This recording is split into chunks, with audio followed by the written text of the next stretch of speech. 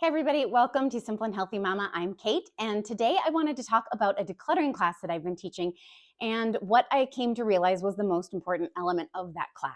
Because I know that you've probably seen other videos on decluttering, you've probably heard about different decluttering strategies, and you're wondering why it's maybe still not working for you, or maybe why you haven't gotten to it yet, even though you've really been meaning to.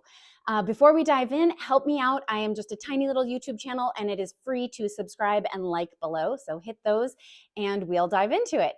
So I came to minimalism or minimalism-ish. I have stuff. I don't live out of a backpack. I'm not that type of minimalist. But I came to it when I had little kids and I realized that I was spending an inordinate amount of time moving stuff from point A to point B in my home, putting stuff away. The kids weren't big enough to help yet, or you'd have them help and they wouldn't really be helpful. And I realized that so much of my day was being taken up by just putting stuff away.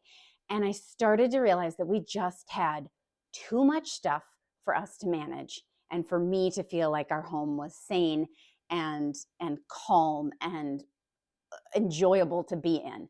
And maybe some of you have found yourself at that point as well, or maybe they're just areas of your home that you need help with. And what I want to talk about today is the most important part of decluttering, which is your mindset. Before you learn decluttering strategies, before you get to all of the nitty-gritty stuff about decluttering, you have to change how you think about your stuff and find out what your motivation is. So I want you to think, what is your why? Why do you feel like you need to declutter? What are you trying to gain from it? What would you do if you had more time every week that you weren't spending picking up stuff and tidying your house? What would you do with that? What would that look like? Go ahead and dream a little. Would you be able to spend more time with your family? Would you be able to get back to a hobby that you've been wanting to get to? Next, I want you to think of 3 words that you would like to describe your home. Not 3 words that describe your home right now, but 3 words that you would like your home to feel like or look like or be like. And this is for you, but you can also think of what it might feel like for other people coming in. It depends on what is most important to you. And I taught this decluttering class recently, and there were 3 clear winners for words. So I'm going to give you a moment. Think about what your 3 words are. Take a moment. Okay, you got them? Let's see how they compare to the most common words that people brought up in my class that I taught. The words were welcoming, calm, and peaceful. Are yours in alignment with that?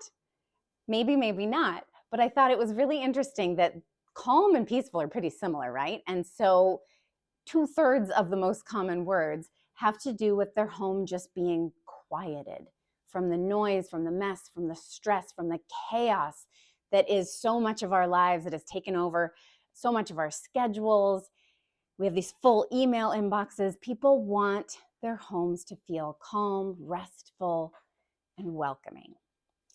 If you can connect to your why, then you can be a lot more motivated when you go to declutter. So here's the next step. I want you to get a piece of paper and write your 3 words down. So let's say your words are welcoming, calm, and peaceful. I want you to stick this on your refrigerator, on your bathroom mirror, or you could go like this and make it into like a tent and bring it around with you when you are decluttering and set it up in the room you're working on to remind you what your goal is and why you're doing this. Because decluttering is a lot of work until you get to a point where you're decluttered down to, a reasonable amount for your space and your family. And so you need to stay connected to what your motivation is and what you're trying to achieve. We are in my actual living room today, and I did not tidy it up for you guys. I swear. I moved one package that was by the front door out of the way because it doesn't go in the living room. So I was just putting one package away, but otherwise this is what my room looked like today. And I wanted to show you this because I would generally say that if these are my 3 words, that this room has reached that for me. It is easy for me to keep it under control. We get a little bit of mess by the front door because sometimes when kids come in and dump all their stuff, but I've got basket systems and things.